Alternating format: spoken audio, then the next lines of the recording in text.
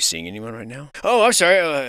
Welcome back to the Historic American Building Survey, according to More Brian.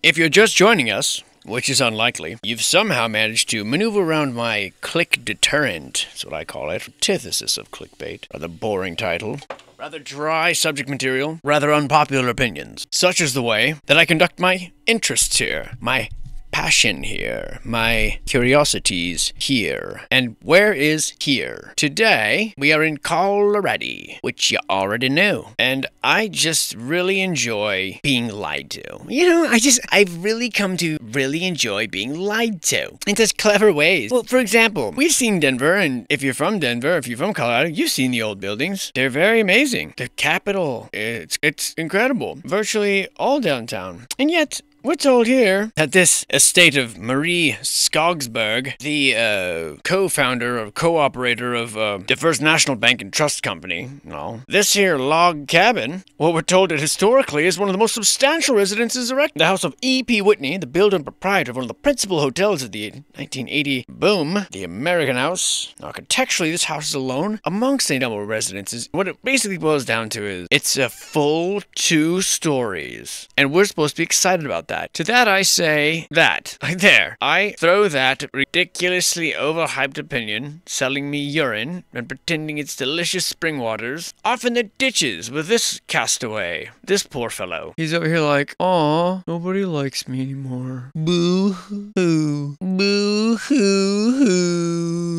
What's going on here? We're just throwing houses in the ditches over here? Don't like your house? Throw it in the underbrush. I mean, it's probably more likely that the underbrush grew around these houses, but, it looks like somebody just cast it off. Well, no one tossed you aside, did they, handsome? No, they did not. They took your bell away, though, whatever was up here, resting in between this housing unit. Hey, that's not an arrow. What the... There we go. Power restored. And sanity. Interesting foundation. I always like to imagine, and maybe I'm not imagining, but I look at the forests and trees in general as if they've had a meeting and they're all very enraged at us. They have decided they've seen what we did to the redwoods and these are the forests, and they are saying, they are livid. They're saying this is fucking war, and they are bum rushing us, humanity, as hard as they can, and they have determined to uproot our homes and dig into the earth and crush our pipes and disrupt our sidewalks and pop our curbs and slowly encroach on our homes, cover us with vines. And the thing is they're on a very different time frame. Their speed is insanely slow. And so we are, for the most part, unaware of it. After like 5 years, you're like, oh yeah, that tree roots are popping up, making my sidewalk a little crooked. They are going at it as hard as they possibly can. And it's probably not true. I don't know. I've never talked to a tree like that. Well, I've never got a response. But the idea is, it's just hilarious to think that could be possibly happening. And they're like so frustrated with us that we're unaware that they're trying to destroy everything we put up. But in time, your house will look like this. Just give it time. Those trees are gonna win. Whoa! Look at this. Look at this big old boy. Can't help but think that's a little oversized for what kind of room this is. I mean, a classroom it looks like. But the thing is, I don't have to recklessly speculate because they've given me the answer. Kind of it's annoying to find it, but they've definitely given it to me. So this is the St. Elmo Schoolhouse. I was correct in my reckless speculation. What gave it away, Smarty? Was it the chalkboards or was it the student desks? It's funny, do you? I won't be singing a love song to that furnace. St. Elmo Fire Protective Association with Daryl Wilkinson. More at 11. This is a 1.5-story wooden balloon frame building based on standard schoolhouse design of 1880s in Colorado. It's owned by School District Number 12. It's a well-preserved illustration of the wooden frame one-room school built in many mining camps of old Colorado during the 1870s and 1880s. Few other mining camp schoolhouses in the region have survived, with so much of the historical details intact. It is rather preserved, we're told. Well, for now, but I mean, those trees are coming, boy. This guy knows. He's feeling it a little bit, whoever he is. And St. Elmo, I guess this is the 30s, so, they talk about this boom that happened in the 1880s, and then these pictures are taken in, what, the 60s, I suppose? I guess Colorado was a little bit later. Be some sort of way to find out this information that I see. 1984. So I guess 100 years later, yeah, these look about 100 years old. I'll buy that. And I suppose for 100 years old, why are they taking black and white photos in 1984? I mean, come on, guys. We know you got money. What do you spend it on? Where's all your money go? It just makes me think maybe you got a little bit of a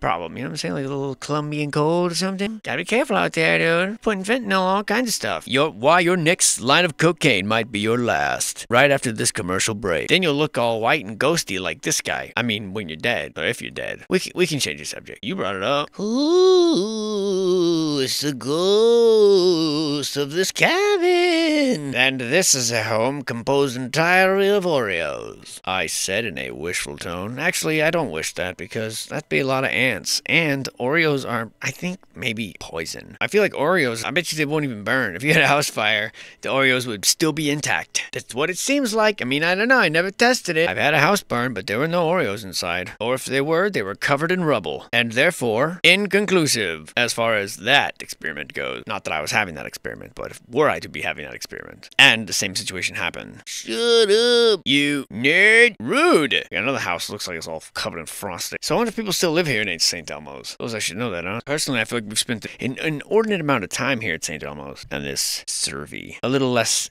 St. Elmo's next time, thanks. There won't be a next time. Fuck off, Jimmy. Well, I'd like to tell you this is the frosting house made entirely of frosting. That would be a lie. It is actually the Hundley house. There is new Portland cement daubing, not frosting. Originally owned by Levi Lowe, the officer of St. Elmo Land, and co-owner of an early sawmill. The departure from the Platte, with shifting of Pitkin Street to the east, shows increasing laxity in following the town plan during the period of long decline. You mean there was a plan? Well, did things go according to it?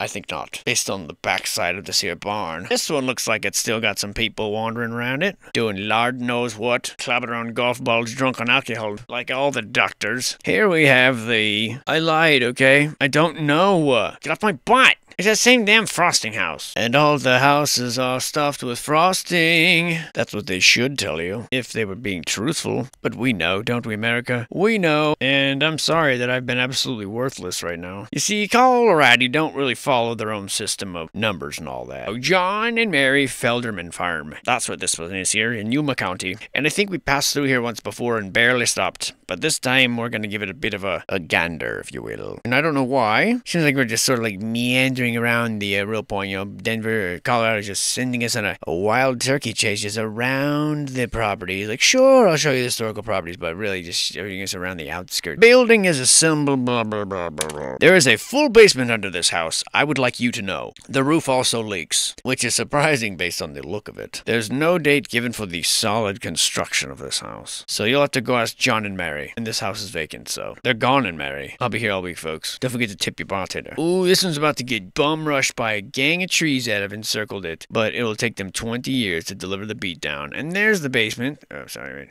Arrow power on. And there's the basement that I was promised. Do you think they had a vehicle this big, or was it just like for like playing in, like a sandbox or whatever? Maybe John and Mary had a kid named Barry, and Barry had a face that was really quite scary. And nobody thought that Barry'd ever get married, only buried underground. On the contrary, Mary grew up to be an unmarried fairy. An unmarried fairy, and changed her name to Larry. And then she started drinking Bud Light. The end. The old Feldermans. Must have been easy to come out here and just dig this entire basement with no power tools or nothing. With barely even a shovel. Why, with barely even a hand, probably. It looks like he's laughing and he has one buck tooth. Like just one tooth, one center tooth.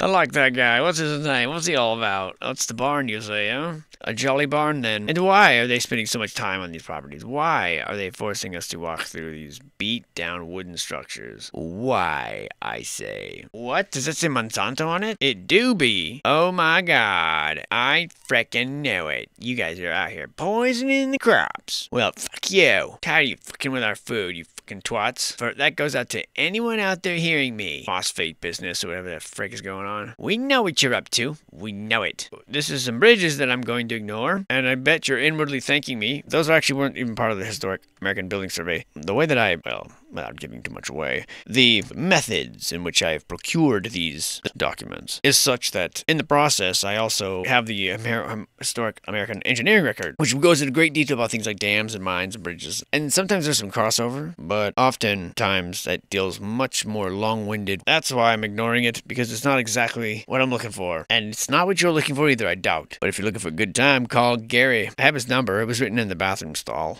I guess you call Jimmy over here. He's probably desperate. it. Jimmy would probably do whatever you wanted for free. This is the S.W. Shattuck Chemical Company. It is a significant role it played in, well, I don't know, processing chemicals, I guess. It's undergone environmental remediation as far as 1992 because it processed various metals since 1918. Radium, uranium compounds, and all sorts of stuff produced here. And from the 1940s, it's one of 2 companies in the U.S. that produce radium salt. I wonder about radium. I wonder if it's as bad as they say. I wonder because nothing else seems to match what they say. They say eat this food, it's healthy. It's not. They say avoid this, and you should not avoid it. In any case, these buildings were built in the 1930s, and I'm not really sure what it's doing on here. I guess from a mining point of view or an industry historic, but for me it just looks like a cry for help. Look at him, he's up there like, meh! And look at that brick. Would you just look at that brick? We're told brick was outdated by the 30s. No one was using brick. Why, no one even knows what is a brickyard. Well, then where did all these bricks come from, brah? So there must be something wrong with the narrative. Why you got them big old brick chimneys like that?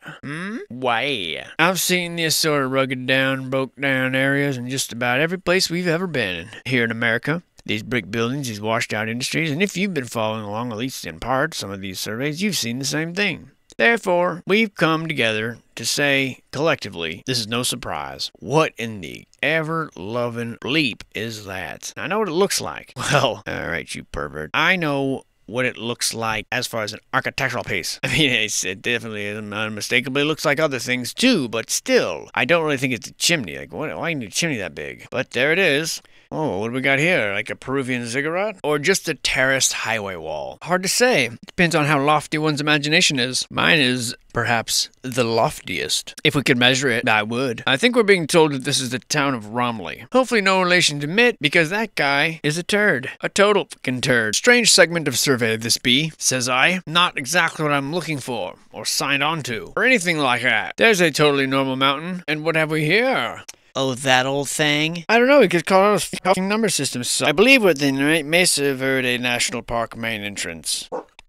And what we're told about this Mesa Verde Park, it's 20 miles in length, and the entrance road, which is what's really covered here, is the predominant design feature. Traversing a series of canyons, passing through a landform tunnel, provides numerous overlooks, constitutes a spine for both the administrative district and the roads to the ruins. It's followed the same alignment surveyed for a wagon road in 1907. And we're told that in this park there are pinyon pine, juniper forest communities, which are in their climax, and there's an understory growth of antelope, bitterbrush, yucca, and mutton grass. Wildflowers and grasses can also be found in abundance, along with cliff roses and rabbit brush, and things like that. None of this has anything to do with buildings, unless you mean building something, because sometimes you build walls or build fences. I've even heard people build bears. I, myself, have a building desire to explore this thing, and whatever this wall out here in the middle of nowhere, that's not suspicious at all. Or, you know, this wall up here that they're just pretending no one notices. Who knows what went on in these mountains, but I can say that for sure, a lot more than what they're telling us. And we know that they don't tell us the truth about anything. We know that the deserts, the sand dunes, for example, that they don't tell us the truth about that. All the sand smooth in one color. We all know it's suspicious. We also know that the chemical composition doesn't match the type of stone that they say was ground by the erosion into sand. And we know that, well, Africa is full of maps that show the Sahara Desert basically appearing rather abruptly in a very short geological period. That's Africa. We talking about America. We're supposed to believe the people that were here were just sitting around waiting for someone to come along and show them how to do culture and how to make things. Yeah, right. Thinking Africans weren't actively traveling all over the world, just like everyone else.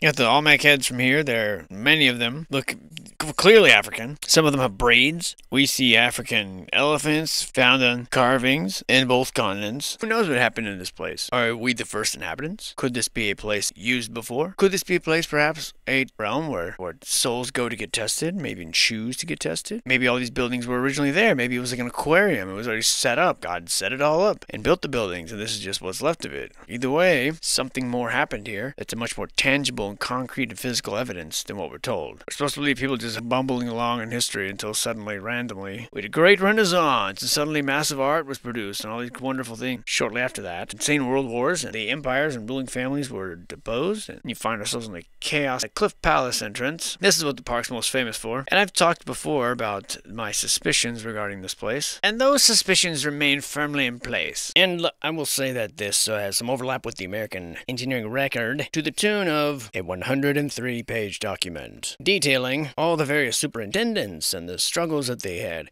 and the labor that... Wait a second, hold on a second. Is that... I mean, that's clearly photoshopped. I mean, look at the edge there. What kind of crap is that? Anyway, whatever they're trying to hide there, it's be better. And this document pertains to simply the main entrance road and all the disputes and the controversies and the random contradicting statements and reports they made, the hiring of Navajos and the ridiculous statements made about them, about how they walked 160 miles to work in the 1930s. They worked for $2 a day. They were fine with the winter. Like, they were fine just hanging out in the snow. They didn't want any housing. Just ridiculous statements made by these prior superintendents, and all the roads that were highly dangerous and sent tourist cars sliding into ditches and terrified people, and all the misappropriation of funds, and one steam shovel to make this whole road, even in the latest in the 1930s. The whole read, sprawling, I mean, it's 103 pages, is relatively uninteresting outside of that sort of stuff. No explanation of things like this. These walls out here in the middle of the field, I mean, what is that? That sort of stuff is definitely left out up here. If I didn't know any better, I would think this was an old wall from an actual castle that had been breached. Maybe not. But these look like rather straight block lines to me. Of course, I don't know. I don't know what any of this is. I just don't know why those sort of straight lines form in the wild with such regularity due to erosion. Now, they do mention how many of these roads were used prior to the arrival of the tourists. Various Native American or American Indian tribes would somehow find a way to get through these mountains without all this. When you see things like this, you kind of wonder, is this just contrived? Is this just added onto, or is this just are we making do with pre-existing road? Here, for example, this almost looks like the beginning of an arch forming here. Now, is it just coincidence? Or was this an old bridge? I mean, I don't know. Cliff Palace is an interesting name for something like this. Not sure why you would build down here if you live truly in this land wildly, as in you hunt, you harvest, and you grow. I don't really know why you would construct your home here with these sort of open pools, unless you are maybe gathering water. I don't know, snow melt, or... because this is not going to be safe. It snows up here. You're not doing yourself any favors by building out here. Now, under here makes more sense, but I can't help but get the feeling that this is just sort of set up outside of this is a distraction, because as I think I mentioned earlier, these photos aren't working, but if you look at these cliff walls in high resolution, modern pictures even, what you find are some sort of irregularity or regularities that are irregular. In other words, you find is evidence that maybe the palace is something different. It is not the linking structures that are in front of it, but the actual walls of the quote cliff itself. And I'll get into that another time, actually very shortly here, some stuff on that, but I thought that this survey would show some better pictures, but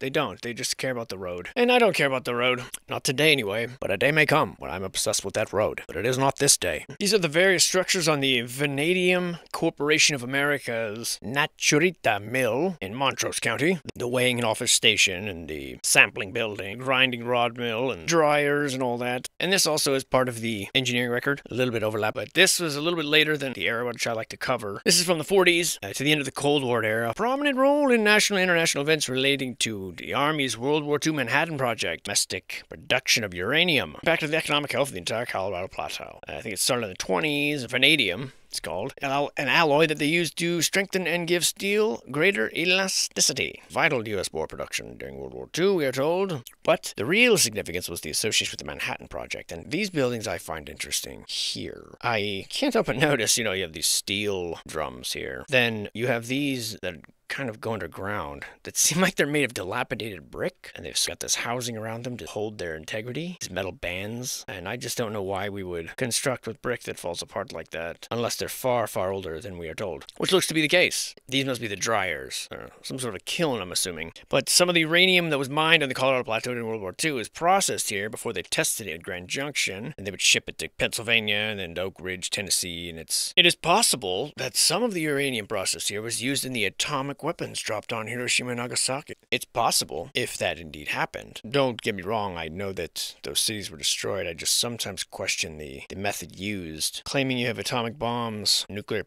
weapons, does seem to be a deterrent to certain upstart countries that may have a few scores to settle with you. Just seems a little convenient. And since we lie to about everything, why couldn't that be a lie too? I'm not saying it is, I'm saying I don't know. And this looks like a very safe walkway. Right this way, Jennifer. Up, you must hurry. Dinner is at 8 after all. But some sort of pre-existing structure. This looking like somebody smashed my log cabin. Really into the ground there. And I wonder what all this was. Prior industry rock looking a little too uniform to be just a random. I'm not saying that they are claiming it's a random. Hell, I don't know. Maybe I'm getting ahead of myself. These surveys are always a bit surprising, the places they take us. It's never quite what I expect. Think you know a state, and then you see the survey. This is the Snake River Ditch. It was used to supply water to the Oro Grande Placer Mining Company's large placer gold mining operation on the Blue River near Dillion. Wow, Dillion? I always thought that was a number I made up. But there's a place called Dillion. Amazing. It's probably like a dillion miles away. The company used a hydraulic elevator system to mine these deposits. The ditch operated for 17 years. It supplied electricity to the towns of Dillion and Breckenridge. 17 years is not very long for it to just fall apart like that. But what do I know? Maybe the conditions are harsh out here. Perhaps they are. Good old Snake River.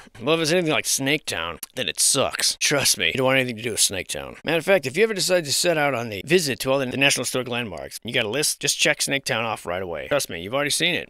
There's nothing there. Barrel Farm. Barrel Farm. You pronounce it. You do it. B-E-I-E-R-L-E. Barrel Farm. Barely a farm. And it is barely a farm. But you should have seen her back in the day. Oh, lordy. As a complex, this Barrel Farm was recently abandoned. Well, recently as far as 1990. Mr. Ray Barrel lived at the site intermittently as a tenant farmer from 1931 until 1990. He was the longest tenured occupant of the farm. He claimed that the place was formerly known as the Lone Tree Ranch, named after a large cottonwood that once stood behind the main house, supposedly planted by Mormons to mark a trail along Box Elder Creek, which lies about 3/4 of a mile east of the farm. The Barrel family referred to the cottonwood as the Mormon tree, but the tree was unavailable for interview, so we couldn't actually ask its religious denomination. No evidence has been found to substantiate or refute either assertion, the one made by me or Mr. Burrell. However, the stump of a large cottonwood is behind the main house, which apparently the tree was removed in the 60s because the limbs had fallen on the roof, and old Ray feared the entire tree might fall through the roof. Now, the site could also be referred to as the Arter Knopf or Hill Farm, seeing as how various people with those various names have lived here for like hundreds or thousands of others. Mr. Arter, the original owner, appears to have failed to appreciate the precarious nature of the High Plains farming, and rains failed to come. His dance wasn't good enough, and so he sold the 160 acres to this sucker named Gustav Knopf, 1893. The optimism wasn't totally unfounded, because, as I'm told through these surveys, during the late 1880s, a series of circumstances had come together to make those certain years profitable for these High Plains farmers, which eventually became Adams County, and eventually became the Denver International Airport, who has had zero success in farming simply because they haven't tried. Maybe they farm souls, but that's a subject entirely. Much of the range was overgrazed, abandoned by ranchers, and then occupied by farmers, and during those years, precipitation fell heavier than usual. This included the blizzards of 1887 and 1888, which I'm sure you've heard about, which significantly added to the problems for many of the open range ranchers, who abandoned their lands at astounding rates. Because of the high cattle mortality rates, temporarily adequate water,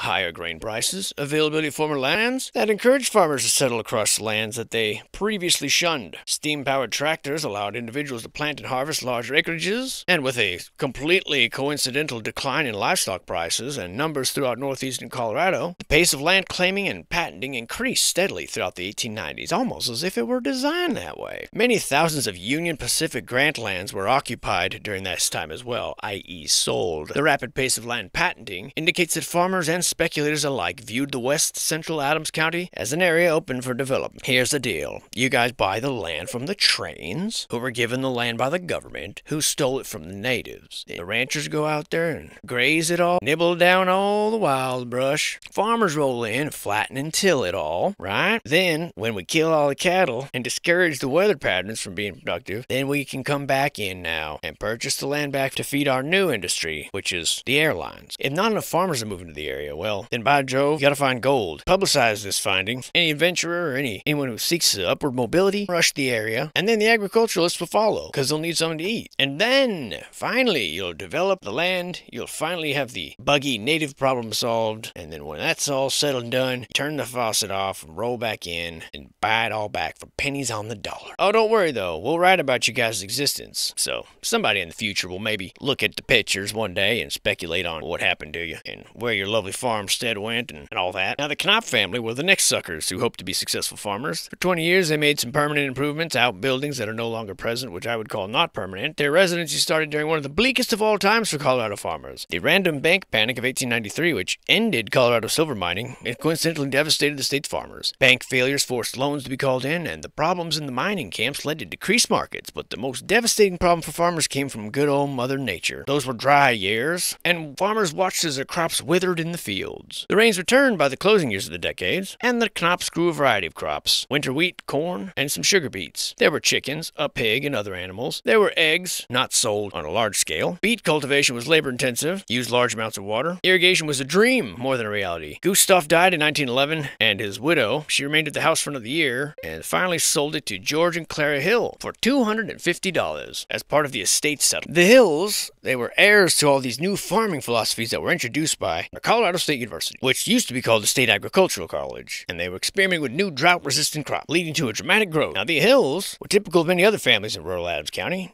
and much of rural America, that they acquired the property to have a farm near other family members. Clara Hill was the daughter of Louis and Barbara Yoksh, who owned the adjacent section, and the Hill and Yoksh families did okay due to World War I bringing in higher prices for agricultural products as European production declined. The Hills took advantage of this and put all available acreage into production. In the 20s, George Hill passed away, and Clara remarried, and her new family had less interest in farming, so they moved to Denver and leased out the farm. And by the late 20s, as she prepared to sell it, the average farm size had grown, and the value of farms in the county declined by 25%. So she sold it to the District Landowners Trust. The local farmers awaited the completion of the Highline Extension Canal System and the expected increase in land prices. However, the final court appeals regarding the extension failed to secure water. So the District Landowner Trust controlled thousands of acres of land as a result of the Highline Extension Canal failure. Convenient. In order to profitably use the properties, the District Landowners Trust rented land to hired men, and Ray Burrell was one of the trust's hired farmers. That's a long way to get back to where we started. Then, of course, you have the stock market crash of 29, the dry years of the 30s, the winds of 33 caused so-called blizzards or dusters. Adams County was not designated by the federal government as part of the Great Depression Dust Bowl, yet they suffered just like their counterparts. Regional historian Margaret Long spent many years taking photographs of dust drift blocking highways and fields, and those who could afford to leave Adams County did. And in the 30s, Denver International Airport rolled in and bought all the land for pennies on the dollar, approximately 40,000 acres.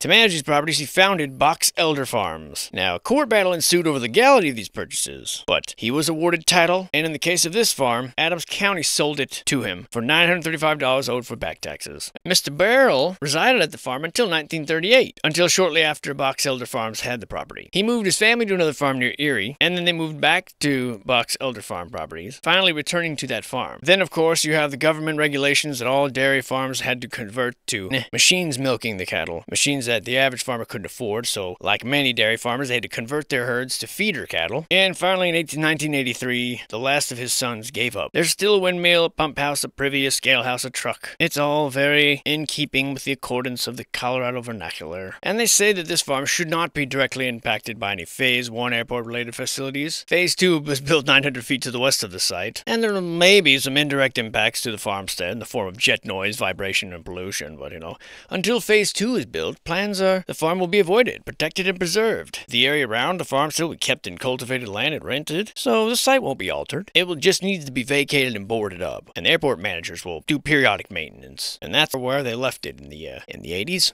And I dare say that there is no chance in hell that this farm is still here today, if these pictures are any indication. This is the, I don't even know how to say his last name, Boucher School for Crippled Children. I think by now they probably have changed the verbiage on that, but it was the first building designed in Colorado specifically for the education of the physically handicapped, free of barriers, and in 1933 it was established as a part of the National Industrial Recovery Act, designed to stimulate economic recovery from the depressions. Schools were given the highest priority. Shocking, isn't it? Because of 1920, war-disabled people had returned to the country, and there was a need to deal with their physical disabilities. In 1941, there were close to 500 schools throughout the country that educated crippled children. I'm not sure that crippled children are coming back from the war, but this school is listed in the directory as having a student population of 66. Shocking. At the time it was constructed, the neighborhood was generally residential. There was numerous businesses in the area, notably an enormous 500,000 cubic foot gas storage tank on the block adjacent to the school, which, that sounds safe. The first construction anticipating the school was a tunnel under Downing Street from the hospital to the school site. Not sure why you'd build a tunnel first. It was finally opened in 1940. Times Magazine called it a masterpiece of design. The original architect, Burnham Hoyt, was forced due to Parkinson's disease to close his office in 1955, and the addition was designed instead by Edwin A. Francis. It was voted down to be a Denver landmark due to the feeling of a handicapped community that the school represented for them a negative period, a period of isolation. And in May of 92, the school was sold to the Children's Hospital, who planned to demolish it. The precast concrete panel is sometimes called blocks by architect Burnham Hoyt, the guy that they say built it. Sometimes called blocks, though, not real blocks. He gives a speech at the opening of the school, describing this material and its development. What is that material? Nothing new. Precast concrete slabs. Just green-colored cement, that's all, with fragments of green and white quartz exposed on the surface. An old material, but new in this respect. Vacuum cast and steam cured. 2 little items that required only a trip to California. Only 6 months of experimenting, only a specially built plant, and only a session with the school board for more funds. Nothing to speak of, really. Our old friend, the precast concrete block, was a good, sound, solid block. I might say a very self-conscious block, in a disconcerting habit of shrinking. And quite a shrink it was, too. 3 inches in every 100 feet. They don't seem to mind that in California. So Mr. Selden of Western Cement Products Association came and talked, and made tests and samples, and piled up an assortment of old boilers and vulcanizers, vibrators, and other junk to make a steam-curing vacuum casting plant. And when our old friend, the precast block, went through this process, why, he was a new man. I mean, he was concrete block, but still, a man. He still shrinks, yes, but think, only 3/100ths of an inch in 100 feet. Well, it doesn't show, and water can't get through, and that's that. Who speaks like that? But I do see basement windows that are boarded up, which make no sense. I'm not sure why we needed a tunnel, and I'm not so sure about these green blocks. Look at this fucking Jerky's Park job. What, do you own the place? Cool looking building. No wonder they're going to demolish it. There you have a little bit of a recession here in the foundation here. Very interesting. Explain these windows, Mr. Burnham Hoyt. You can't, can you? I don't know what to make of this thing. Maybe it's true that what they say, maybe it's not. Not sure why we're building tunnels, though. Not sure why we're making the elevation like this. I understand the handicapped school being a nice excuse, so I'm not sure why we're tearing it down after 50 years. Sure looks nicer than most of the buildings we have. So as usual, suspicious stories abound. And maybe this one is what they say. Maybe all this is totally normal. And what is that? Who would leave that behind? There were 4 courtyards which Burnham Hoyt called out-of-door classrooms. He seems like very creative. The architect was born in 1887, beginning his career without formal training, as they all do, with the Denver firm of Kidder and Weger. Kidder and Weger. He, of course, began his formal training at the Beaux-Arts Institute in New York City for Bertram Goodhue and George Post. Finally returning to Denver, where he randomly built some libraries, some large houses, a cathedral or 2. Riverside Church in New York City, a project commissioned by John D. Rockefeller, which is not suspicious at all. Then he became a design critic at New York University School of Architecture, and then the dean. And then in 1933, his brother died, and he returned back to Denver to continue the practice. He constructed the Red Rocks Amphitheater, which was built in spectacular red sandstone formations southwest of Denver. A natural setting, enabling those attending the performance to be very much aware of being in a special environment, with little to challenge that feeling. And he died in 1960. The man who added on to the building was Edwin Francis, graduating from high school in Denver, going to the ever-suspicious MIT, working for J.J. Benedict and the National Park Service, who wrote this article. He opened his own office after World War II and built some of the buildings at University of Denver, and then died at age 60 in 1966. As far as the Bouchers, Mr. Charles Boucher was born in 1852, the son of a prosperous hardware merchant. At 17, he took a pleasure trip to the United States from Prussia and enjoyed it sufficiently. His return to Germany, he made arrangements to return here, which he eventually did, opening a hardware store in Cheyenne. Moved to Fort Collins, 73. Somehow he did all this still only being 19. He moved to Boulder at age 20, and at age 23 to Leadville, where he prospered and laid the foundation for his fortune. It's said in his obituary he did more than any other person to shape the economic destiny of Denver and the Rocky Mountain Empire, selling hardware and machinery, investing in livestock, founding the Western Packing Company, introducing seed and machinery to begin the sugar beet industry in the state, founder of Great Western Sugar, original drug pusher here, built the first cement mill in the States, founded the Ideal Cement Company, and his investments became so vast he began his own brokerage, dying in 1948 at age 96. His only son, Claude, was born June 10th in Boulder in 1875. He graduated from Harvard with a degree in engineering. We became president of Cement Investments, president of the Botcher Realty Company, the Botcher Corp., the Brown Palace Hotel, and the Ideal Corp. He was board chairman of the Ideal Cement Company, board chairman of the American Crystal Sugar Company, and the Potash Company of America. Sugar and cement and potash, it's not the first time we've seen those industries sort of linked. His greatest contribution was his generosity to education and hospitals and other institutions. Oh, thank you so much for giving us these crooked, disgusting institutions. And the foundations, charitable, no doubt. Miss Catherine Hayes, the principal of Botcher School for 30 years, said everything the Botchers do helps society and kids and parents. They were modest and never overstepped. Everything they do is based on the needs of the people, which is why no one wants to include this as a Denver landmark because of the cripples being so isolated. Did I say that out loud? The grants have been the Denver Museum of Natural History, the Children's Hospital, the Colorado Governor's Mansion, the Botanic Gardens, the Art Museum, the hospital, etc., etc. The same old who's who of who's who. Rich people setting up these industries, laying the snares for our future entrapment and continued slavery. That is but my exceedingly humble opinion, operating from a position of knowing nothing, except for reading tens of thousands of documents about early American history. Yet, here I remain, stripped of my credentials, cast out from society, blacklisted from discussion, shoved into the corner here, squeaking out my symphony for very few willing listeners. And I love it. Wouldn't change it for the world. Really, I wouldn't. Now, well, I've been rambling about that, and I know this is probably not what you came here for. It's not what I came here for. What we've been looking at is the Fitzsimmons General Hospital, general area. There are literally hundreds of pictures of this hospital, and each picture has its own listing in this survey, which I find patently ridiculous. Many of them are just called Building 253, Building 254, Building 255, Building 256, and they all each have their own entry. Many of them looking like this sort of old world frame that's been stuccoed over, removing all ornamentation that I find everywhere. As you know, the steeples and gotta have their own church, and along with the very modern trailer sort of office spaces and government and employee housing, often looking very portable and very what's the term I'm looking for? Shitty. From the brick of old to the cardboard of new. And this picture allegedly shows proof that there was nothing here before we got here. Airbrush trees were trash. Great shot here. The resolution's so great you can't even read the writing that's right on it. There's no telling what this picture is even of. Why even include this in the survey unless you're misleading people? Did you show you? Okay? Before we got here, see, you look like this. Okay, there was like that. There was like that little. We drew up these plans like this. That looked very, geometrically perfect. These little crosses everywhere.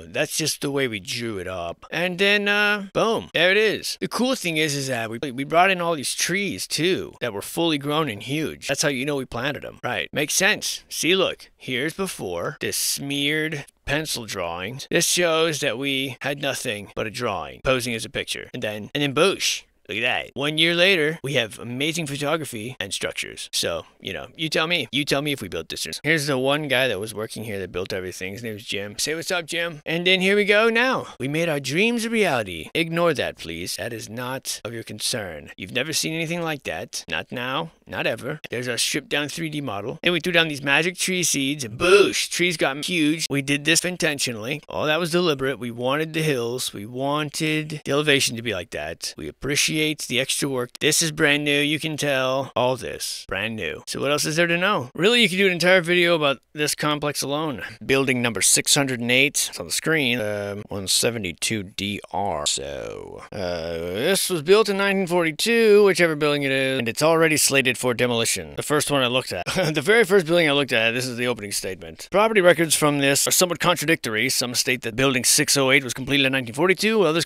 state it was completed in 1945. It does not appear on the August 1942 map. Building number 911 is noted as new on this map, but it used to be building number 609. Some of these buildings, they're going to destroy it already, and this was originally written up. And I actually don't know which building it is because historic site plans were told from 38 is illustrate that many buildings on the campus historically featured connecting corridors. No longer do. The site was allegedly regraded, bringing the ground level up to the threshold of the building. This comes from the Cultural Resources Study, Fitzsimmons Army Medical Center / Fitzsimmons General Hospital. 1895, the story began again? Well, I guess it begins in 1864 when this man, Guthiel, was born. And he comes to the United States in 1880, lives in Maryland, Ohio, and Illinois somehow, homesteads in Nebraska, manages a stock ranch in Wyoming, and he does all this before the age of 22, finally settling in Denver at 22. So, I mean, already this is just bullshit. You tell me that this man comes from Germany at age 16, lives in Maryland, Ohio, and Illinois, homesteads in Nebraska, manages a stock ranch in Wyoming. Not that any of those places are close or easy to get to. Finally settles in Denver. 3 years later, he enters the real estate business at the ripe age of 23, and he buys Guthiel Gardens, a subdivision on lands adjoining Guthiel Park, and establishes residence here, in addition to developing real estate. And then somehow randomly becomes an Adams County judge from 1905 to 1909. He opens a nursery, and then dies in 1955.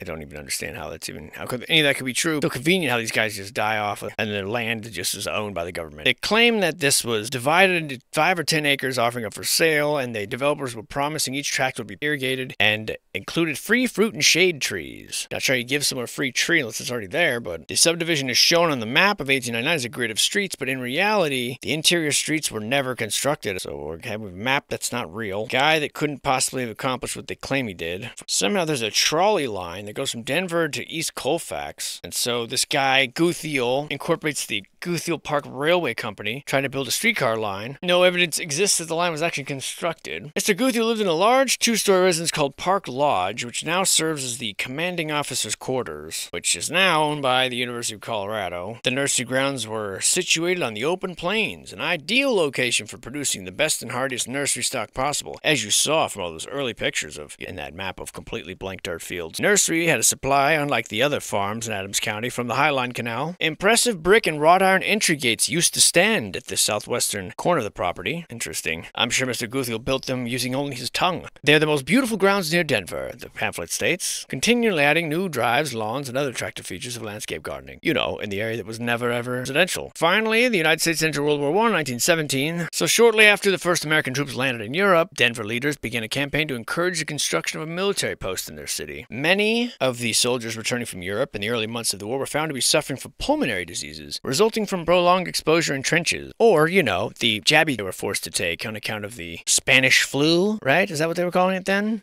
In other words, COVID-1917. The idea of attracting a military recuperation camp soon gained favor with Denver leaders, and William G. Evans, a prominent member, suggested Denver cannot obtain a cantonment, might be more successful at attaining a recuperation camp for those suffering from pulmonary and respiratory ailments. This became one of Denver's greatest industries during the depressed 1910s. There were sanitariums all over, so they created Hospital Number 21. Captain F.T. Wood, contracted with the C.S. Lambay Company. Denver architect Robert Weger served as chief engineer. There were 48 buildings constructed. They're all listed here in very boring ways, such as CO-172BI, CO-172BL, CO-172J, and other such very creative and memorable names. At the center of the entire post was the Red Cross building, a cross-shaped structure with entrances at each of its 4 wings, surrounded by a landscaped quadrangle area, much like ones found on a typical college campus, with pathways and other activity areas, and tunnels. That's exactly like every college. It's almost like, you know, these complexes existed, and just they were for other stuff, and then, like, you know, we moved in and called them hospitals and colleges and stuff like that. I mean, I don't know. You guys tell me what you think. Even before the first 48 buildings were dedicated, it became apparent that more facilities would be needed to serve the mounting flow of casualties from the front lines. So, in 6 months' time, they completed another 25 buildings. Modern open-air style construction, hollow terracotta tile and stucco, mission-style revival, smooth stuccoed walls, minimal exterior ornamentation. Well, it was maximal, but it was covered with stucco. Shaped parapets placed on entry bays. You know, the side of stuff we see everywhere. The Red Cross building was literally a glass house permeated by sunshine and fresh air, with a central glass lantern tower. And here, if you have suffered through all of this. A month or 2 ago, when I sat down to do this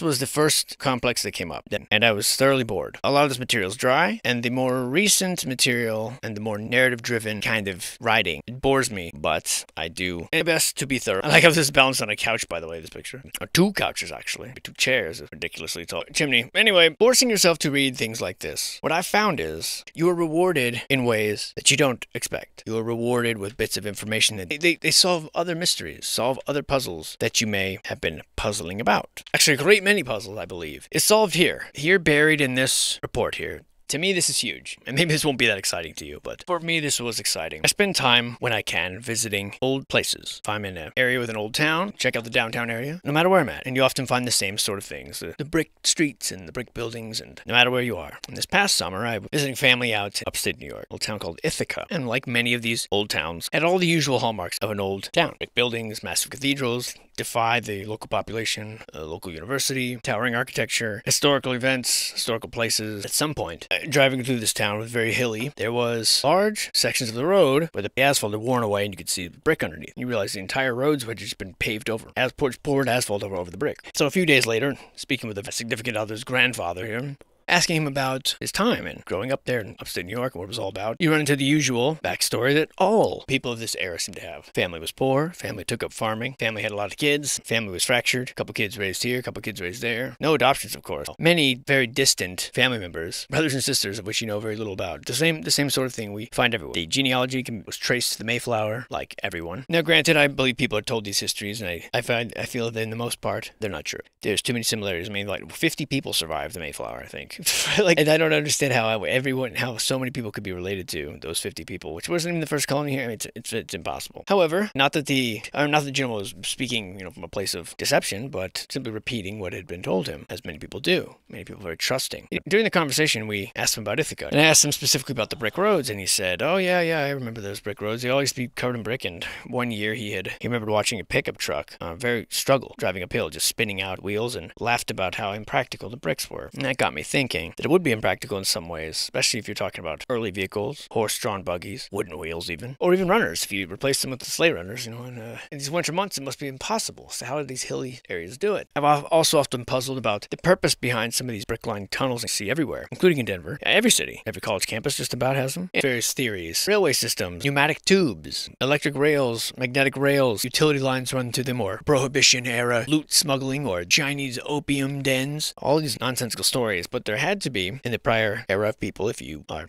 thinking along these lines, be a more practical, in my mind, solution, a more practical reason for their existence. Tunnels are too expansive, the brickwork is too intentional, and you find these in Prague, you find them everywhere. And like a great many mysteries, they sort of lie in the back of your mind, waiting there for some further insight. So lo and behold, here I am reading the boring military hospital ward, in the middle of this boring survey. Maybe this is common knowledge, and I'm very late to the table on this. It could very well be, for me this was a unique revelation, and it's this paragraph here. So it says the entire hospital was heated from a central steam plant, which was coal-fired. Coal transported via the railroad spur directly to the post powerhouse. In cold weather, the hospital required 3 carloads of coal per day. Steam lines ran through tunnels. The roofs of these tunnels became the post's original sidewalks. During the winter, shoveling snow on the sidewalks was not a problem, as the heat transmitted through the tunnels caused the snow to melt as it fell. So you see, the sidewalks, the brick roads, are not only roads, they are the roofs. They're the ceilings of these tunnels. Roofs of the tunnels. Shoveling snow, not a problem, because the heat transmitted through the tunnels causes the snow to melt. So that's why the brick roads worked back then, because the steam in the brick tunnels melted the snow and warmed the streets. That's how the horses could travel. That's how the wheels wouldn't slip. That's how the cities function in places like Ithaca.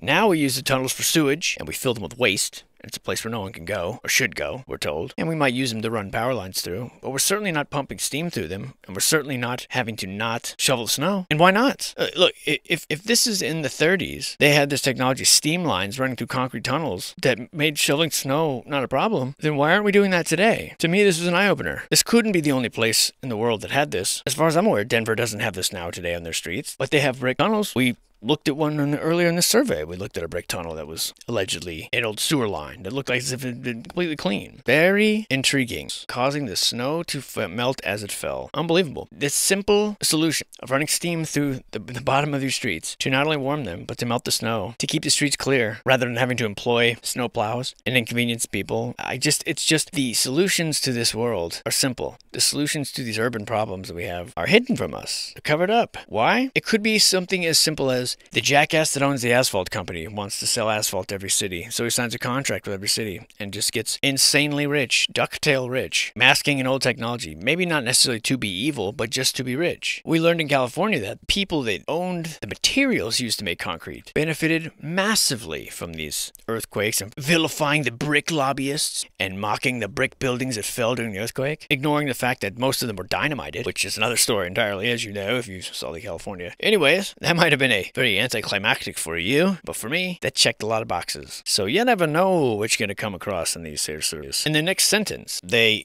slip into inadequacy here. Earlier we were told that fruit trees were prevalent in the area. It was called a garden, and yet now here we're told that all the young trees remaining were transplanted. All the young trees remaining in the old Gutheel nurseries. I've gone too far here. My slideshow no longer matches. But anyway, they said the mules pulled a water wagon around the ground. The lack of adequate water would be a problem for many years. Included in the early equipment of the utility section was a World War I Liberty truck with solid rubber smooth tires and no windshield, providing a vital link to the city, making daily trips to Denver bringing mail and milk and other supplies. Mules and wagons were used for many of the transportation needs on the post. And this is in 1918. We're using mules and wagons still. The hospital also possessed a 1918 model Jimmy ambulance. You hear that, Jimmy? In quotes. Salvaged from the war era. The first lawnmower on the post golf course was built from a World War I motorcycle. What are these broke asses just... This is the army we're talking about that owns this place, right? Cobbling together lawnmowers from motorcycles? Ridiculous. They had 3 24-inch mowers replacing the cycle's front wheel. Ridiculous. Meanwhile, you have heated roads and sidewalks, and these guys are cobbling together lawnmowers out of spare motorcycle parts. They're talking about 45 inches of snow falling on this property in 1918. This goes on and on about a bathhouse that they made, the economic depression having a profound impact, and a whole bunch of other stuff. You know, I say this before, but this is probably the most boring one yet. I say it every time. Well, every time I'd believe it to be true. Now, this here is the balcony house. Wait. Give me the line again, Jimmy. This here is the balcony house. And we're back in Mesa Verde. This is one example of the Anasazi cliff dwellings were built in southwestern Colorado. The name balcony house derives from the preponderance of the architectural element known as the balcony. Now, not so much a house as it is a massive area with 38 rooms and 2 ceremonial spaces. The whole dwelling is tucked into an alcove right above Soda Canyon, right across from Peppermint Forest, right down the street from Gumdrop Hills. The Anasazi, the name used to refer to the ancient area dwellers, used ropes and indentations in the rock face to descend to it. If you're a child or a woman with child or someone else that might not be able to climb a sheer rock surface, well, you stayed down below, and chances are probably died. We don't know. Today, access is from below with a 30-foot ladder. Now, we're told in the year 1200 maybe, the Anasazi probably began building their cliff dwellings high above Soda Canyon. They say that as generations lived above the canyon, adapted the house to meet their changing needs. The next building campaign was in the 1240s. Eyewitnesses would probably have told you. At the time, the central core was erected, according to sources which preferred to remain anonymous and dead for 1,000 years. The next generation completed the dwelling as we know it. The number of rooms doubled. This generation probably also sealed the crosswall between the North and Kiva plazas. Concern for controlling access within and into balcony houses suggested by the tunnel dug near the entrance, which we know was a guy named Jimmy. Not you. And these are all theories, speculative, similar to what I'm doing, just at least I admit I'm speculating. Ones that are unpublished are the ones that seem the most interesting. As you can tell, we're thinking about putting a window right here. Stand back and tell me, is that straight? No less than 806 sites found in this area. Who's this? There's weird negatives. Interesting that these wood beams would last so long, isn't it? From 1200 AD, huh? It's almost as if, I don't know, they're new? Or they're taking turns holding this little picture frame up. I don't get it. To see modern pictures of this to see why the material's so different. I would wager that this lighter stuff is added on by archaeologists. And this looks like it was sort of squinched in between these massive moving rocks, but who knows? Very brick-like back there. Wow. I don't know what's going on here. This almost looking like a little pocket that happened to be preserved from whatever happened to the outsides. But of course, it's just usual reckless speculation. Looking a little wonky over here. I suppose it'll do for the day. Hopefully it wasn't too boring. As usual, I will see you. We will analyze this fine graffiti next time.